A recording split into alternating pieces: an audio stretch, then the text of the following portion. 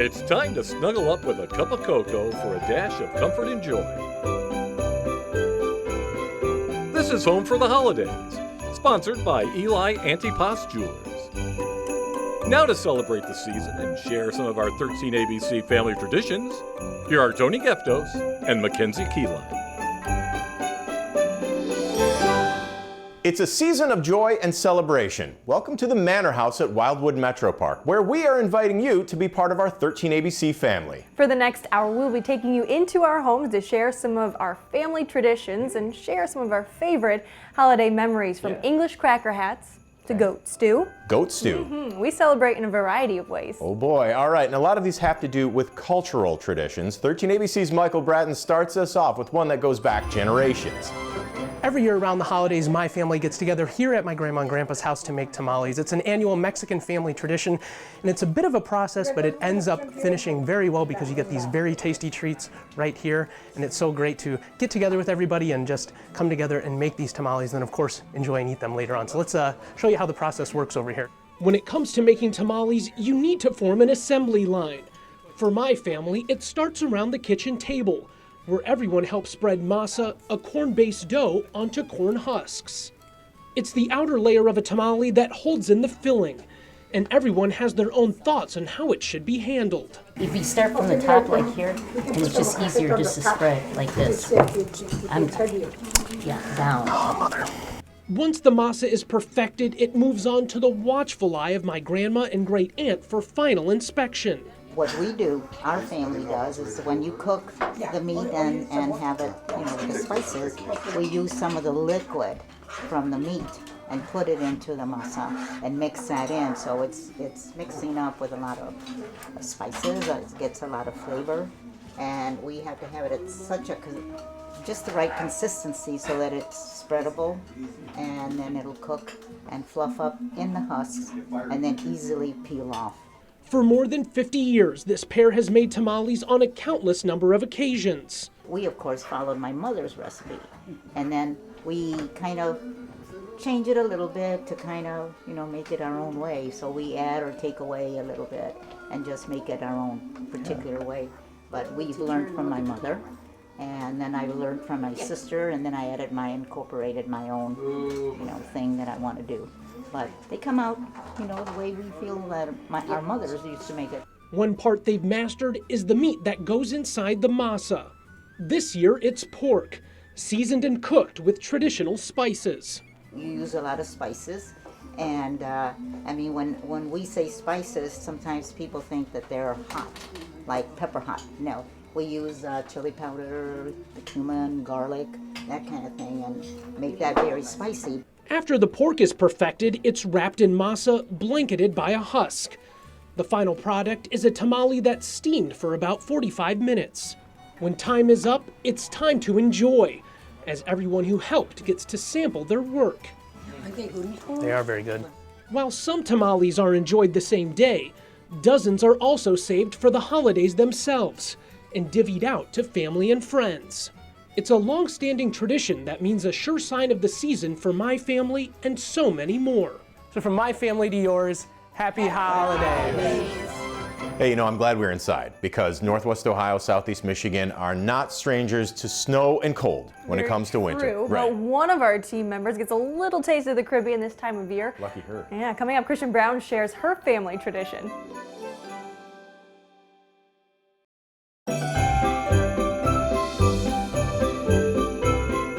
Welcome back. When you think of holiday food, you think of turkey, ham, roast beast. Roast beast. Well, the Grinch likes it. I mean, now he does.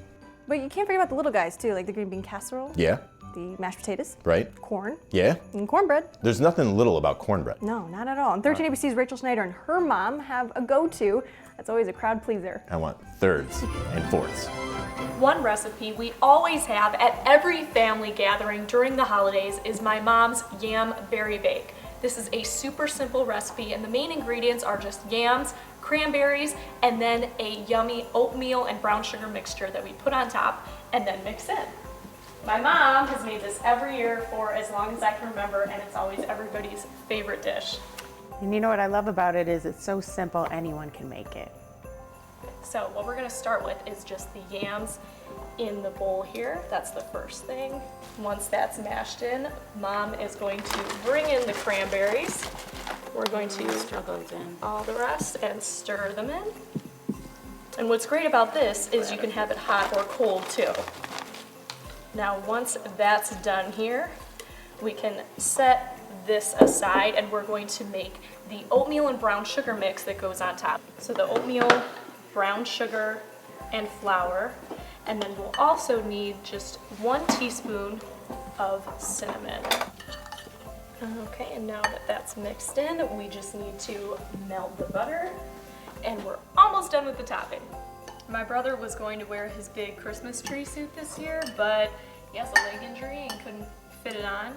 We always made the joke too that we were gonna get him a bunny suit, just like in A Christmas Story. That is a movie that we watch every year on Christmas Eve, and all day Christmas Day, because it's on every single year. Okay, now that we've got the mixture pretty mixed together here, it doesn't have to be mixed too perfectly, but we've got the butter so it softens it up. Then we're going to bring that back the bowl of the cranberries and yams. And that gets mixed in. Part of it gets mixed in, and then don't you like to do a layer on top also, is what you said you like to do? Sometimes I'll mix up a little extra oatmeal mixture and then add that to it because you guys seem to eat that up. Because then it's sweet. It's almost like a dessert. I eat it for dessert because I take it right out of the fridge cold as a dessert, and then you just have it. You can put some vanilla ice cream in with it. Stir right or? Yes, okay. So we're adding that in. I'll hold the bowl for you. Okay, okay. You need to stir it in. Okay. Then we're putting a little bit more of it in. Are we saving part of it to do as the topping? Okay, if you want to do that, then I would stop right now. Okay. Once everything's mixed in, you're gonna bake that in the oven at 350 for 35 to 45 minutes. Put some marshmallows on top, and it comes out looking like a Christmas favorite. From my family to yours, Merry Christmas and Happy Holidays. Some family traditions take a little more convincing than others. This next recipe comes from overseas, and it's popular in the Caribbean and Southeast Asia. Now, it's a dish you may not have heard of. It's not very common around here. And 13ABC's Christian Brown had never heard of this until a family friend brought it up, and she said, "What?" But now it is mandatory at every holiday gathering. They eat curry goat. Yeah, gotta have the goat. Christian Brown shares her unique tradition.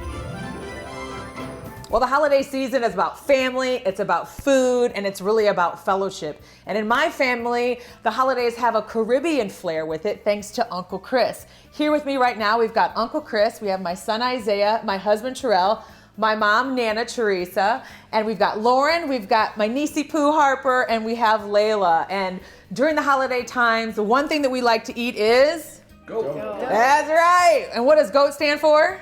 Greatest of all time. Oh, greatest of all time. And I don't know how to make goat. That is something that Uncle Chris brings to the table because it comes from the UK, and I don't really know the recipe, and I probably couldn't make it if I tried to. But tell us, is that something that you learned from someone in your family? Right, this is something that we ate growing up as kids on the Caribbean side of the family, like you said. So yeah, I mean, we're excited to be able to share it with you guys. And it's something that I feel we're not allowed to come in the door unless we bring Caribbean goat and curry goat with us. Absolutely. And you know, a lot of people, the first time he said something to me like, "Hey, I'm gonna bring goat," we were all like, "What? What is that?" But if you taste it, it's amazing. That's right. Very true. So tell me, what's the secret to your curry goat? And as you would call it, I call it rice and beans. He calls it rice and peas. Rice and peas. I mean, traditionally, because I'm half Caribbean, half Nigerian, even though I grew up in the UK, my aunt was the one who really made this. Mum didn't really make this too much. Mum didn't make this a lot. It was really my auntie who was the one who was kind of the cook in the family. So what she would do is have people over on Sundays. She'd cook lots of food. Everybody would like take their time to just stop by, fellowship, come over to the house, stuff their faces, and then leave. So that's kind of what we saw growing up as a family. And I think coming over to you guys, Thanksgiving not being an English holiday, it was nice how you guys like took our family in And this is just something that we were able to like share with what you guys do and kind of what we do in England, even though we don't celebrate Thanksgiving. But yeah, so a lot of preparation, a lot of good food, and just good time. That's the tradition, really. And a lot of love, for sure. So we actually fight over who is going to get the second helping of the goat. So the key to the meat, you would say, is having patience and being seasoning and cooking it slow. Right. You have to like get everything prepped like the night before. So what I'll do is go into seasoning the meat, put it in a container, shove it in the fridge. The beans, I think I remember you saying you were trying to cook beans one time and you just threw them on the pot and you were like, why are they not getting soft? I'm like, you gotta soak them the night before. So you've gotta soak the beans. Telling all my business. You gotta soak the beans like the night before. That's unless you have like a pressure cooker, which I don't, but usually just go ahead, soak the beans. And then, like I say, you go on YouTube and look at how they go through some of the steps, because everybody does theirs a little different. Everybody has their own little tweak or own little twist to how they prepare it. But one of the ways that I usually go is by following some of the stuff that's on YouTube, and it gives you step-by-step instructions on how to go about putting your beans and rice and peas together. Now, for those of people that don't know, how long have you're a U.S. citizen now, so how long have you been over here? I have been over here, I came over in '97 to play football originally, but yeah, so 20. Football as in soccer or football as in football? Football is an American football. Okay. So this kind of gives you a taste of home even while you're here. Absolutely. I mean, you do have that Caribbean flavor, and it definitely reminds me of back home.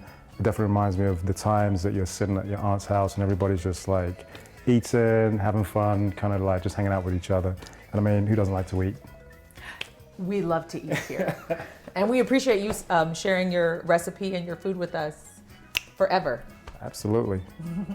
Thank you so much for coming to our home, and thank you, Uncle Chris, for sharing your recipe with us today. Absolutely. Thank you for having us and making us a part of your family tradition and allowing us to like merge all our family traditions together. That's what family's for. From our family to yours, Merry Christmas.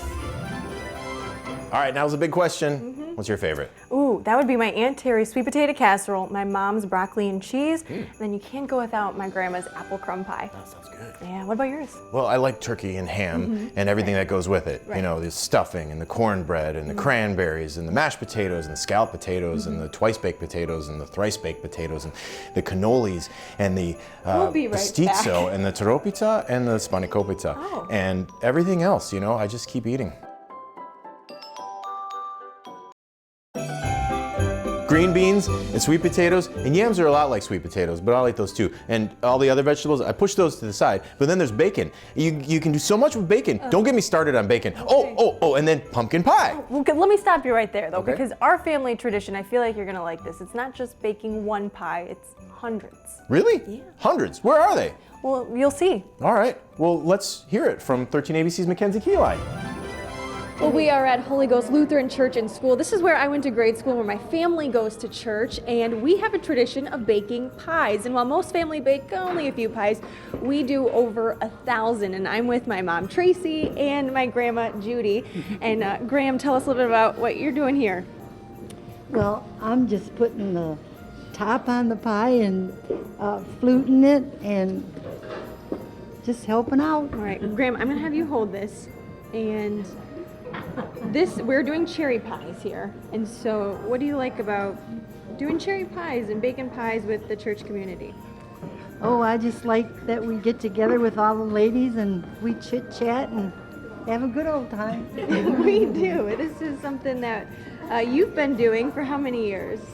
I don't know. It's been probably 20 or 30 years. Sprinkle of sugar, and then it's ready to get boxed. All right. And then from here, we have the cherry filling, and this is what goes in the pies, but we have other flavors too, including apples and blueberries. And this is Bonnie Prago here. And Bonnie, you are helping with one of the biggest parts of baking a pie, the crust. Yeah. And you're rolling and getting everything ready. And how many years have you been doing this? As long as I've been here, as long as it started, I guess. I've joined many years ago when I married my husband. And we have about 30 volunteers with the church family that come here for 3 days to get the pies ready to go. And how would you describe this tradition and what it means to Holy Ghost? Because if people at home don't know, Holy Ghost, one of the big things they're known for is their pies. Right. Well, the main thing, the money's nice because that's what we use for our missions. We have several missions that we support, and we also support things here at the church too, but we have missions, outreach missions. But the biggest part of having this is, like Judy said, it's everybody gets together and we're all working for the same purpose, and we're really enjoying ourselves. I mean, it brings the whole church family together, and I think that's the most important part of this. That is, and it's something that you and our church family have been doing for over 30 years, and they bake over 1,000 pies. So we come around the different stations here. This is the apple filling station. You can see everyone hard at work here. And it all starts though with the peeling of the apples. That's something they actually do a few days beforehand. So we have the apple peeling station here, and then we have Marge Steinke here helping make the dough. So how long is this process and what goes into it? A lot. It's a lot of work. It's a lot of work to do this. Yes, it is. To bake over 1,000 pies. Right. We have about 100 batches of this that we do every day. And you've been doing it since it started. How did this come to be? How did Holy Ghost Lutheran Church get involved with making pies? Well, we decided we needed a fundraiser to sponsor some seminary students, so that we started that like in '89. It's been going since then.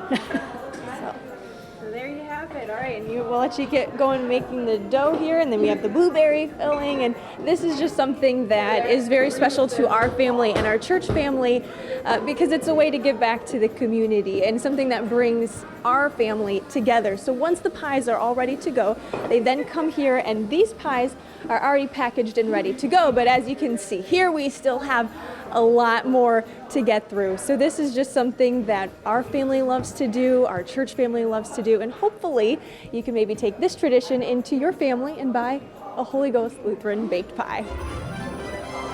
All right, nicely done. Thanks, Mackenzie. Oh, you're welcome. You know, there is nothing like waking up to the sweet smell of cinnamon rolls. Our next tradition is a homemade pastry. 13 ABC's Michaela Marshall makes homemade cinnamon rolls every Christmas morning.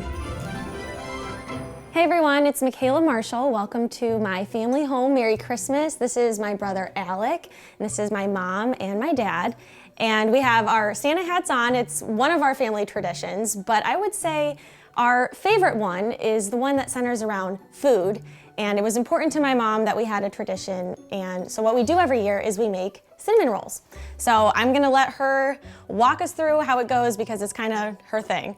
So what's first, Mom? Okay, well these are called overnight cinnamon rolls because what you do is you make it the day before, put them in the refrigerator, take them out the next day and bake them. And that's why we like it, because Christmas morning I don't have to worry about it. We could just put them in the oven and they can be baking while we're opening up our gifts. So the first thing you want to do is add a few packs of active dry yeast. Okay. And to that you add lukewarm water. That's this, right? Go ahead. Okay. And you want to make sure the water's not hot, lukewarm but not hot. If you have it hot, it will destroy the yeast. So you want to mix that up. And then Alec, could you get the milk, please?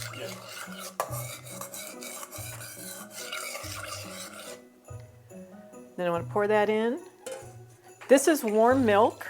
Again, not hot, but warm. And then Michaela, would you like to add in the egg and the sugar, please? You're going to add in 1 egg and 1/3 cup of sugar. Mom, why did you want to make cinnamon rolls every year? How did you come to decide that was going to be the tradition? Well, actually what happened was I really wanted to have a tradition just for our family. And I also was tired of cooking all day on Christmas because we would have Grandma and Grandpa from both sides. We'd have my brothers and sisters and their kids. We'd have everybody here. And I would spend the whole day cooking. And so what we decided to do was to make a really nice meal on Christmas Eve, make as much of the food ahead of time as we could so that on Christmas Day I wouldn't be just in the kitchen all day. And I found this really great, recipe in a Betty Crocker's Christmas cookbook, and it's called Overnight Cinnamon Rolls, and I was like, perfect. So I made them, and they were such a huge hit that from that point on, we had them every year, and we've had them every year now for 20-some years. Yeah, and they're really good, and we usually share them with our friends and neighbors and everything too, which is kind of cool. So everyone's in on the Marshall tradition there. Exactly. So Todd, if you want to just help Michaela with that flour.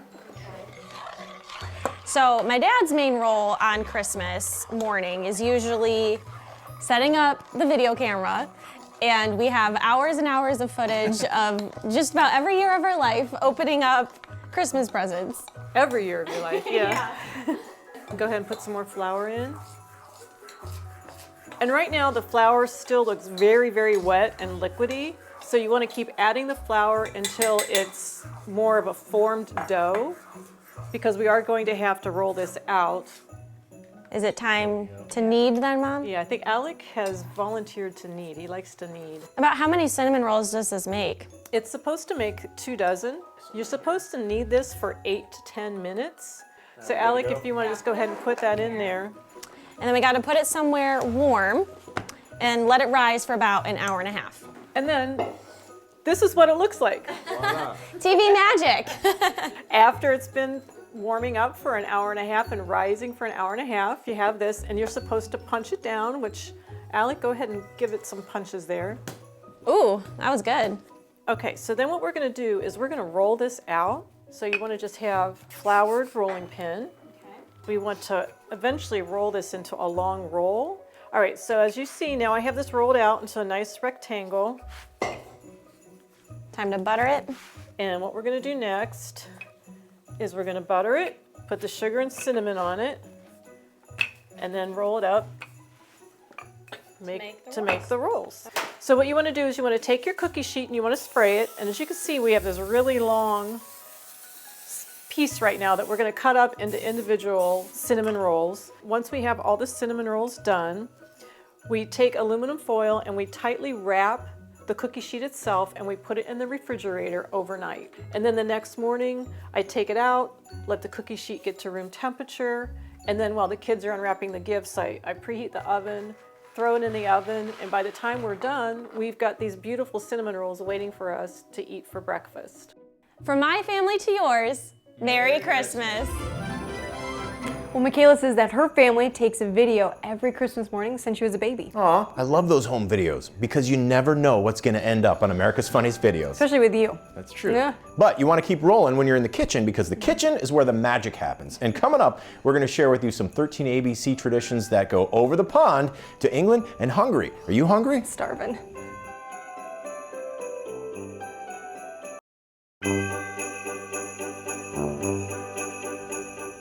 Welcome back. Did you know that many of the traditions here in America actually came from Europe? Yeah, well, 13 ABC's Heather Poloff knows that because her family makes Hungarian kiflis, which are pastries, but hers have a little bit of a twist. Well, my family has a lot of awesome traditions that we have for all kinds of holidays all through the year, but my favorite one is making Hungarian cookies during Christmas time. And I'm joined with my mom. The Hungarian cookies just have a really cool importance to your family, but also I'm joined with my son, Owen, here on the side with us. He's helping us more of eating cookies than baking them. So, Mom, you know, you guys have been making Hungarian cookies for as long as I can remember, but they date back before me.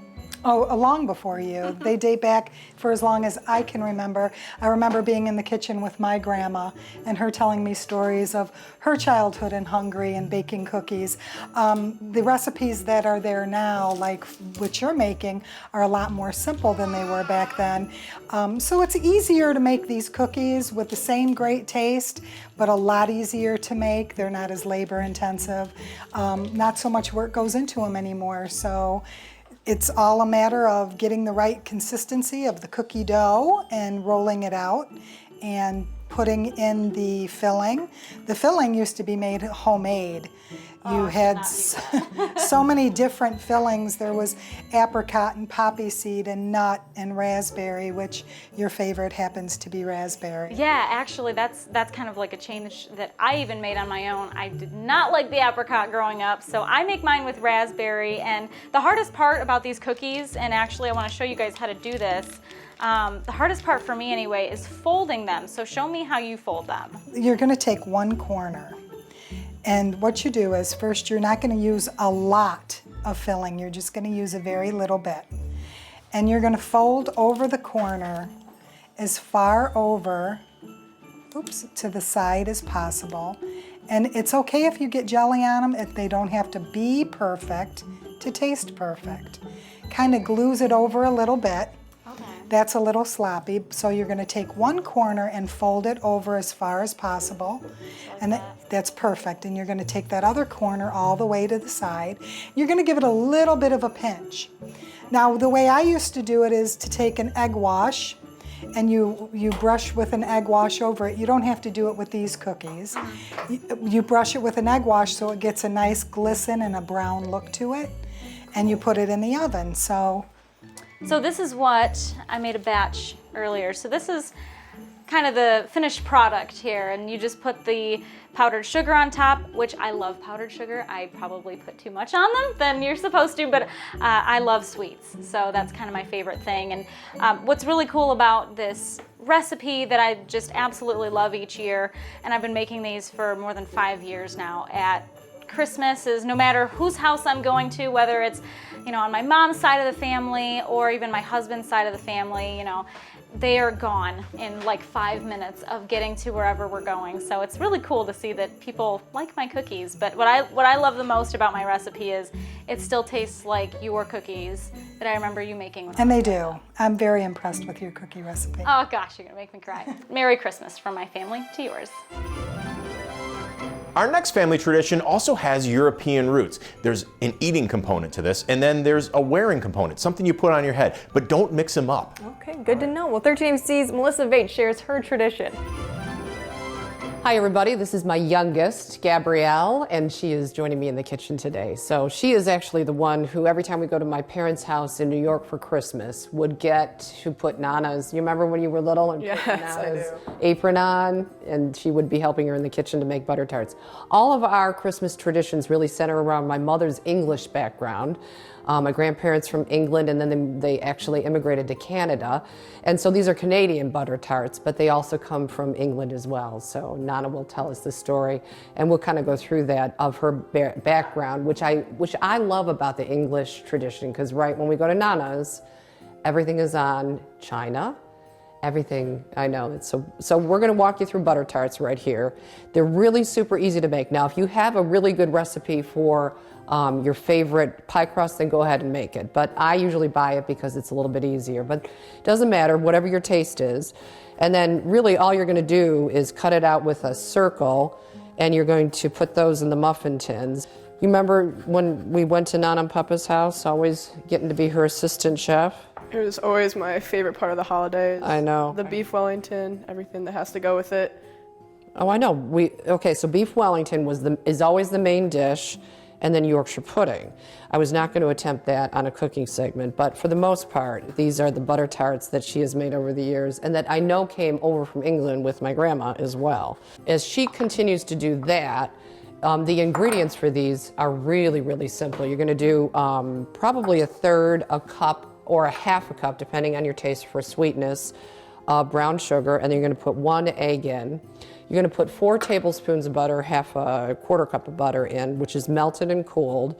Again, this is really pretty easy. And then you've got a half a cup of Karo syrup. Now, I use the light syrup, but depending on your taste, you can use the dark syrup as well.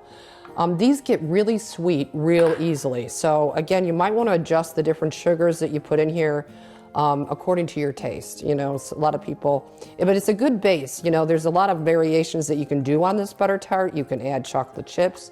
Sometimes I'll put the mini chocolate chips in there, but also you can put some walnuts or some chopped pecans in there. You can do, depending on your level of taste for vanilla, you can do half a teaspoon. I like to do a full teaspoon because I love vanilla. And why don't you hand me the salt there, honey? And also, sometimes it does help to put a little bit of salt in there. They say just a little bit, just a pinch of salt, and that'll break through. So that's what you're gonna do. Now, these are currants right here. You can make this with raisins, or you can make it with currants. My mom Nana makes it with currants, right? Yes.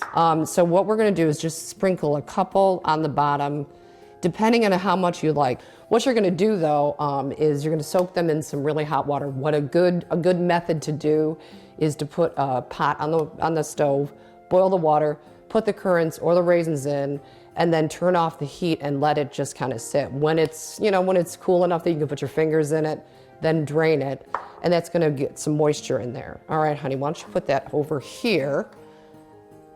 So, my mother's parents came over from England, and what I most love about these English traditions, they're very, very proper, aren't they? Nana's proper. Yes. She's kind of like a little China doll, is the way I like to put her. What I love about that tradition is that, my mom would always say that my grandma, who you never knew, but she passed away when I was about your age, but she would always, even if it was a peanut butter and jelly sandwich, she would put things on fine china. It was always important to have presentation. So I'm gonna spoon this in, and again, you can fill them up, probably. I think in general, you're gonna put a little more dough in the cups, but we're making miniature ones, evidently, I think, today. All right, so once you fill these, you put them in the oven and you cook them for 30 minutes. After 30 minutes, you have butter tarts. These are Canadian and or English butter tarts, and they have always been part of our holiday tradition. So Gabrielle knows, right? At the end of every meal? It's always a popper. All right, a cracker or a popper. And usually they come with a little hat, which is always the funniest part because usually the kids, when they were little, they would love this, but when they're older, probably not so much. She's gonna kill me for making you put one of these on television. All right? But this is part of our English tradition, the Vaches in New York with my kids. So from me and my kids, Gabrielle, Madeline, and Cole, we want to wish your family the most beautiful and blessed holiday. Man, the crackers are fun. Have you ever done the crackers? I've never done the crackers, but you have done the crackers. Yeah, that's something that you can enjoy as a family, and you can pull them apart, or you can like take one hand each and then, do like a wishbone type thing. Seems easy enough. Right, and then you get a souvenir, that's the crown. But when you come to my house, you're gonna get a souvenir of a belly full. That's right, we're gonna head to my house where my wife is whipping up something sweet in our kitchen.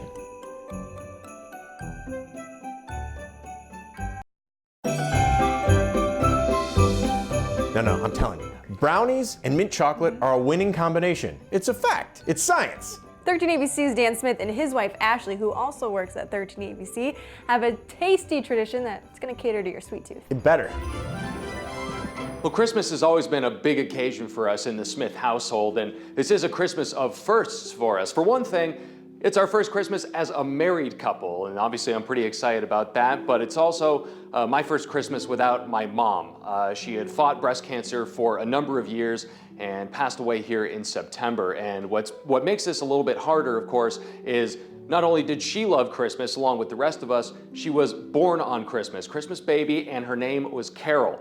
Christmas Carol, I'm sure you could see where that's going. One of my friends once pointed out I'm literally a son of a pun, but neither here nor there. So I was pretty spoiled as a kid. My dad can cook, my mom could bake. I unfortunately inherited neither of those abilities. So joining me now in the kitchen to help me out with this is my lovely wife, Ashley, complete and decked out in the same attire. And I assume you approve of my blazer here, at least a little bit. Smashing. Smashing. In the sense that you'd love to smash this and just throw it out the window at this point. It's just the right amount of tacky. I'm wearing this. That's basically me, right? Right amount of tacky. Yeah. Pretty much. We'll go All with right. that. First steps first, baking caps. Come prepared. Boo. All right. Well, that was fun. Let's go baking. Chocolate mint squares, one of Mom's favorites, and as personal taste tester in the kitchen in my childhood, one of my favorites too. So we start off here, you see all the ingredients laid before you with a couple of substitutes. So Ashley, take us over through this. So 2 cups of mint chocolate chips. So these are actually basically cut up Andes bars. We had to go to Olive Garden 50 times just to get the amount of Andes mints. And then you're going to need a 1/2 cup of either margarine or butter. We went with butter because it's the holidays. A 1/2 cup of icing sugar, 2 eggs as well. 3 cups of graham cracker crumbs, so that's pretty intense. So you see a lot of icing sugar over there. We have a little bit of milk over there too, and one of the keys is green food coloring. All right, step one, you have to melt your chocolate chips, in our case, those little Andes bits there, and a half cup of margarine over hot water. So you kind of do a double boiler sort of thing here. The thing is, you have to keep a little bit extra of that for the drizzle that ends up going on these bars at the end of it all. I don't know about you, but I could just eat this as is right now. While we're here waiting for this to melt, what's one of your holiday traditions? Well, when I was little and, you know, Christmas being such a big deal in my family as well, I was always excited for Christmas morning. So we would always have our presents under the tree. But Christmas morning was like the one time I want to get up early. So I was always the first one up. And I would always go to the Christmas tree first, grab all the presents that I could, and I would put them in little sections. So everybody, I was organizing the presents. But by wrapping paper, by size, what are we talking here? here? For each person. So I had my mom's pile, my dad's pile, my pile, our pets too, if they had presents, they had their own pile. And I would label it by putting the stocking on top of the sofa. So you got rid of the fun of trying to guess the presents and said, well, have none of this, you get this pile, you get that pile. No. We also would enjoy cinnamon rolls on Christmas morning too. Well, as much as my mom loves to cook and bake, she would, you know, it's Christmas, she'd take it easy and get the pre-made cinnamon rolls from the store and just bake those up Christmas morning. It was still delicious. If you're gonna make it easy on yourself, why not make it on Christmas Day? Exactly. Next up, you're gonna add half cup of icing sugar and 2 eggs. And keep in mind, we are doubling up this recipe, so we're gonna crack the eggs here. All right, next up, you wanna put your graham crackers in and thoroughly beaten up with a hammer in a bag. And obviously you see a lot of it coming in here. Keep in mind, we have doubled up this recipe. This would also be the part where you would put in the chopped walnuts if you so desired. Again, we're not putting it in here, but the texture does remain largely the same. So far, I got to admit, it actually does smell like home, like childhood here, where mom was, you know, baking all these recipes. Some of the other ones she would make were peanut blossoms, and we even had eggnog cookies. So you would actually add some eggnog into the mixture, into regular flour and dough and all that. But you would also add a single egg yolk and food coloring in, so you would paint these little shapes and all that on the eggnog cookies. And right now we're just using a glass dish, and for ours back home, we just use a standard cookie sheet. All right, that look good? Yeah, looks perfect to me. Okay. All right, let's pop this in the fridge. Next up for part 2, you want to start by creaming a half cup of softened margarine. If you don't soften it, the icing just ends up coming out a little bit thicker. It's not the worst thing in the world. You also want to mix in 4 cups of icing sugar. That is going to be pretty intense here, but it all makes sense here. Then you add in your milk next until it's all nice and fluffy. So we're going to put it all in the KitchenAid mixer here, mix it together and see what happens. While this is all mixing in, you see the mixer there, you want to add in about 8 to 10 drops of food coloring. It'll all depend on really just how green you want it, but it might look more like a natural mint if you go on the lower side of things, or a more vibrant sort of thing if you go 10 or 11 drops. Once the icing's done, you can pull out those bars from the fridge or freezer, or wherever you happen to chill them at the time, and start pouring it over. Add part 1 to part 2. And it might come out a little thicker, but don't get frustrated. It'll taste fantastic just the same, no matter how it looks. Finally, you take your fork and drizzle the rest of that chocolate over it to perfection. Let all those mint squares chill for just a bit more, and you should be good to go. All right, moment of truth, let's get it. Looking good. And finally, our finished product, which of course we have to test, so let's rock.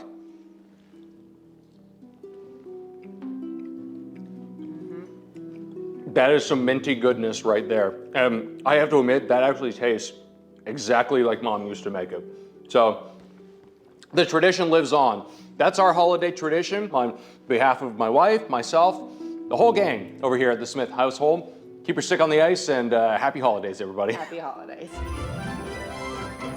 At our house, my wife and I have a special Christmas tradition we started a few years back. Instead of Christmas tea mid-afternoon, we do Christmas milkshakes. And there's a special sip of magic for the adults, but we make versions for the kids too. All right, Tony, take it away.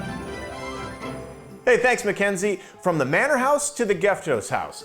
This is Colleen, my wife. This is our daughter, Bianca, and this is our son, Brody. And we love Christmas. That's right. And we especially love the traditions, including one that we created, and that is milkshakes in the afternoon, like Christmas tea, but with milk and shake.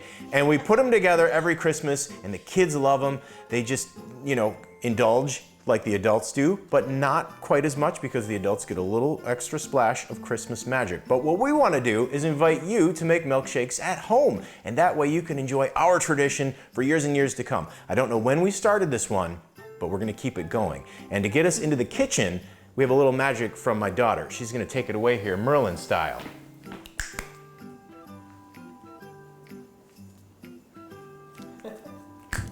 Thank you, Bianca. And thank you for joining us in our kitchen. We're so excited to be making Christmas milkshakes. Tony's gonna start by putting vanilla ice cream in our blender, and we like to fill it about 2/3 full. That looks great.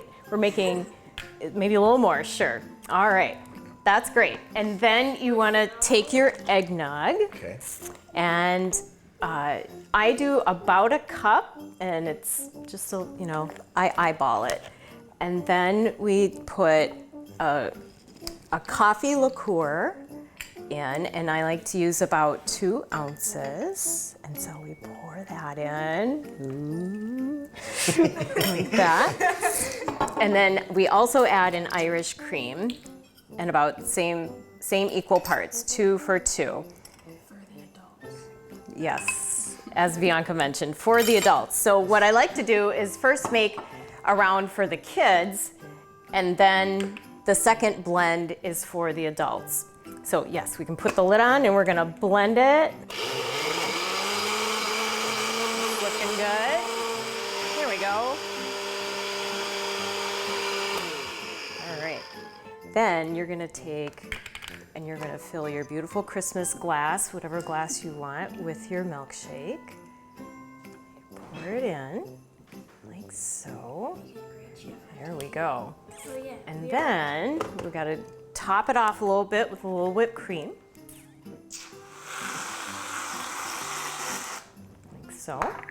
And then either Christmas sprinkles or a little nutmeg to sprinkle on. There we go. Okay. And enjoy. Merry Christmas. Merry Christmas! Feliz Navidad! Well, we have seen a lot of awesome recipes. That's what's up. And we have more that we'd like to share with you, but that'd take hours. So we've come up with a way that you can look at them at your leisure for free. We'll explain how when we come back.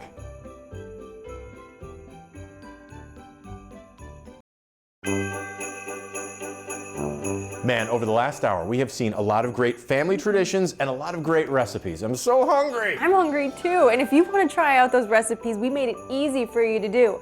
All you have to do is go to our website, 13abc.com. There you can find our digital cookbook with step-by-step instructions and pictures. Not only do we have all the recipes from what you've just seen, but we also have recipes from our other members of our 13ABC family. So you'll be able to look up the recipe for mincemeat pie or sugar pie or monkey bread. We'd like to take this time to say thank you to Metro Parks Toledo and the staff here at the Manor House for welcoming us into this beautiful space. We also want to say thank you for joining us for this past hour, and thank you for welcoming us into your homes. From all of us at our 13ABC family to all of you, Merry Christmas and Happy Holidays. Ho, ho, ho. How about that? And then one of our, sorry. Yeah, I'm going to look at you. Don't right? look at me. I have to. He's like, no, stranger to the cold snow. Merry Christmas. Woo! Yeet, yeet. It's too late. It's too late. Yeet, yeet happened. There you go, in 1380. Gotta get the goat. Now she shares her unique tradition. Do you have them? We're gonna find them. What you do for dessert? You're supposed to end on a pie. Oh, it's just the end on a pie. And yams are kind of like green beans. No, they're not. They're like sweet potatoes. Oh, hi. Nice to see you. Tours that way. Hello. Little. Tony brings all the milkshake boys to the yard. No. And then there's then you're this, like, milkshakes bring all the boys to the yard. At our house, my wife and I have a Christmas. Other kinds of pies, pies, monkey bread, monkey pie, everything. She's fine. You know, if we need time, let's just put bloopers at the end.